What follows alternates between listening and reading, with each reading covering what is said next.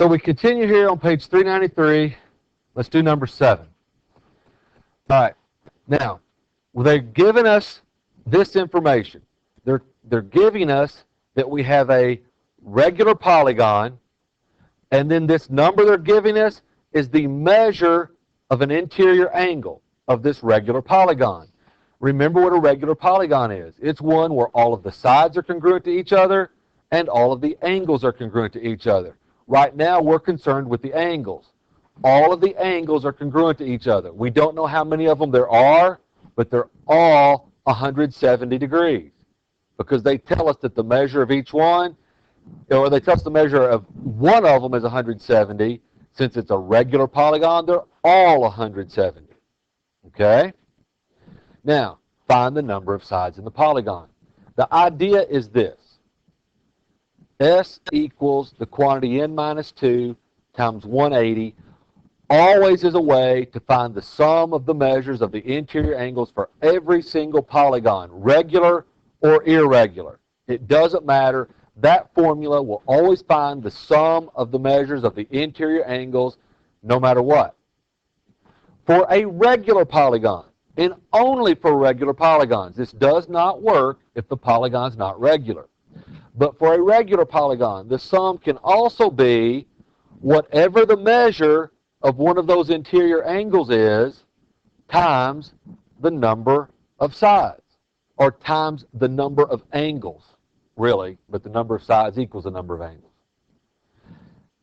Now, for instance, if we knew that, let me make an easy, this doesn't make a real, I'll stick with a triangle. In a regular triangle, that's an equilateral triangle, all the angles are 60 degrees, okay? Isn't 60 degrees the measure of each angle times 3, the number of sides, 180? And don't we know that the sum inside the measure of the angles inside a triangle is 180? So that works for regular ones. The measure of an angle times how many of them there are gives us the sum. Since we have the sum represented 2 different ways, here and here, those 2 different ways must be equal. So n minus 2 in parentheses times 180 must equal 170 n. And then we solve it for n. N stands for number of sides. The directions tell us to find the number of sides. So solve for n. On the left side, distribute the 180. 180 times n is 180n. And then 180 times negative 2, negative 360, equals 170n. I've discovered over the years that students tend to not like negative numbers, so I'll work this thing and avoid the negative numbers. I'm going to subtract 170n from both sides. 180n minus 170n is 10n minus 360 equals, and if I subtracted 170n from there, I get 0. Add 360 to both sides, so 10n equals 360. Divide both sides by 10, and n equals 36.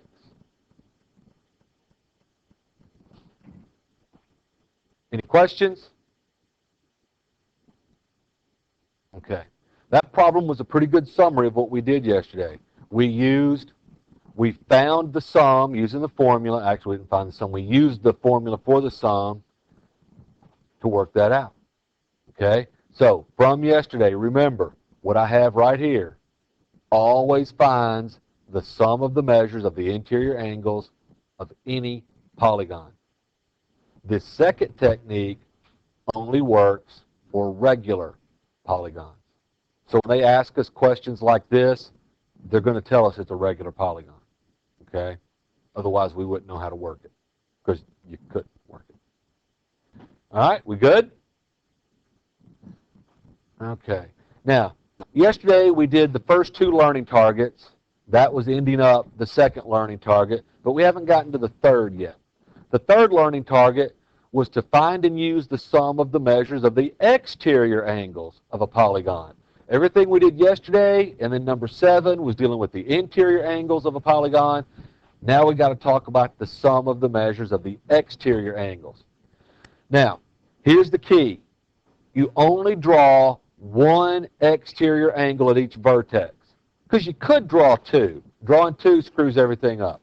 But for instance, in this triangle here on the top left, I could extend that and get two separate. That would be an exterior angle, so would that. Do it there, that's an exterior angle, so is that one. So is that one. But don't, just draw one at each one. Notice, though, that these two where I did, they're the same measure, aren't they? Doesn't matter which one I draw, I get 140 both times here, 100 both times here. But draw just one exterior angle at each vertex. And look what happens. For the triangle, they add these three exterior angles, they get 360. For the quadrilateral, they add these four exterior angles, and they get 360. For this pentagon, they add these five exterior angles, they get 360. Notice the pattern?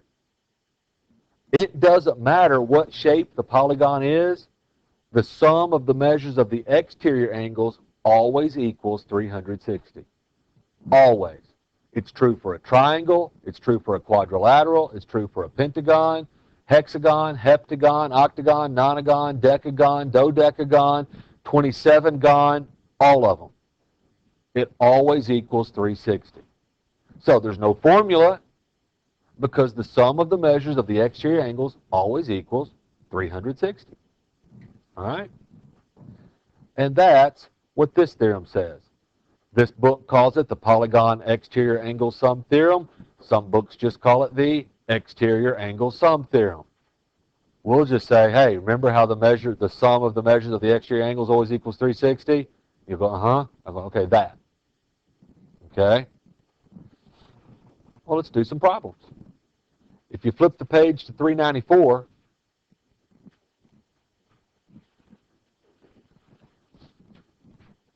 number 8, find the value of x in each diagram. Look what they've given us here on number 8. They've given us a pentagon. It's got 5 sides, and they've given us an exterior angle at each vertex. So the sum of the measures of those exterior angles always equals 360. So we don't have to go about, the find is to remember that the sum of the measures of the exterior angles always equals 360. So that means if I add 2x plus 88 plus x plus 10 plus x plus 2 plus 52, it must equal 360. There are. I don't do it. I don't subtract 2. The sum of the measures of the exterior angles always equals 360. Okay? All right, well, let's see. Let's see if we can solve this thing for x. 2x plus x is 3x, plus another x is 4x. And then let's see, 88 plus 10 is 98, plus 2 is 100, plus 52 is 152. Then let's subtract 152 from both sides. Let's see, 360 minus 152. I'll borrow there, make that an 8, make that a 0. 208.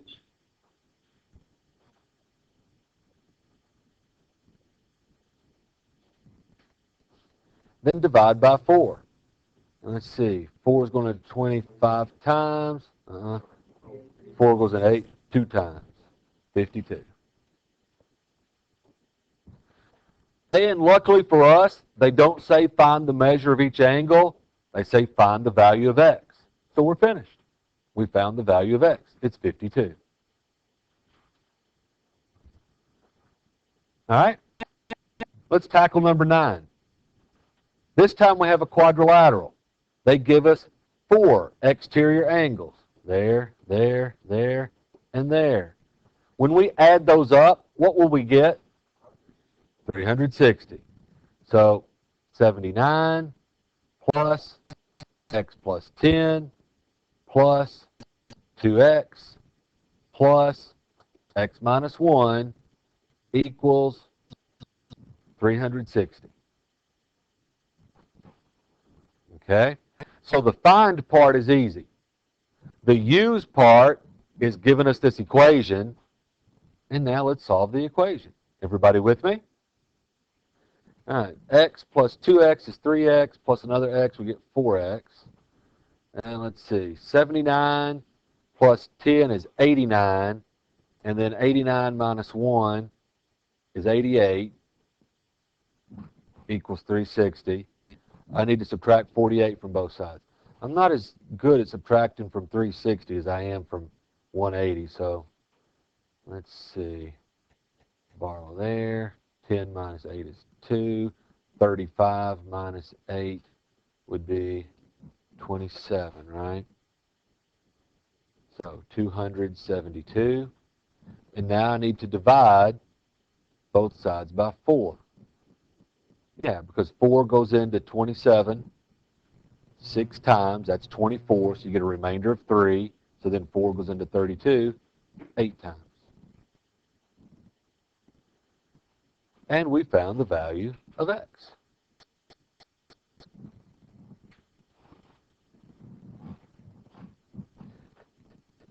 We good with number 9? All right, so find and use the sum of the measures of the exterior angles of a polygon. We can do. Let's see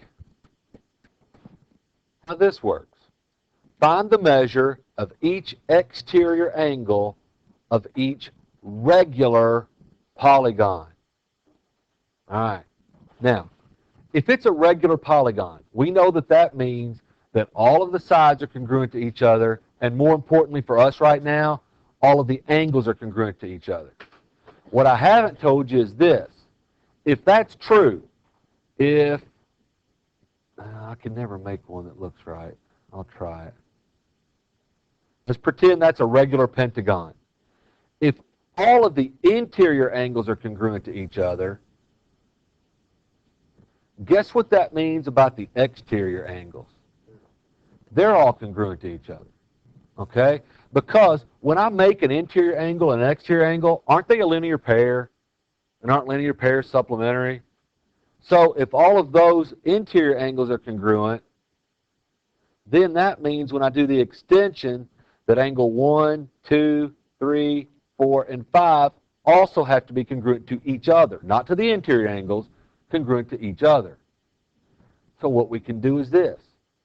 Okay? Let's see if I can get rid of that. For a quadrilateral, we know that the sum of the measures of 60. For a quadrilateral, how many exterior angles are there? There's 4. And if it's a regular quadrilateral, all 4 of those angles are the same size. So the measure of an exterior angle is going to be the sum, 360, divided by 4. So the measure of one exterior angle is 90. Let's think about it. Look, well, I could have figured that out, right? If I've got a square and I make an extension there, if that's 90 degrees, doesn't that have to be 90 degrees? Okay. All right, number 11. We've got an octagon. What's the sum of the measures of the exterior angles for an octagon? It's 360. Okay? So the measure of one or an exterior angle is the sum of 360 divided by 8, because there are 8 sides, 8 interior angles, 8 exterior angles. And what is 360 divided by 8? It is 45.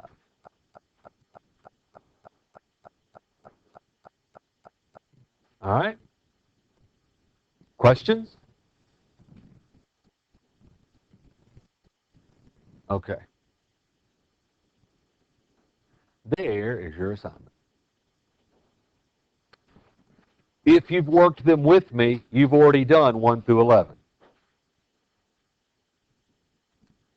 So page 393, 1 through 11, 13 through 41 odd, 49, 54 through 57.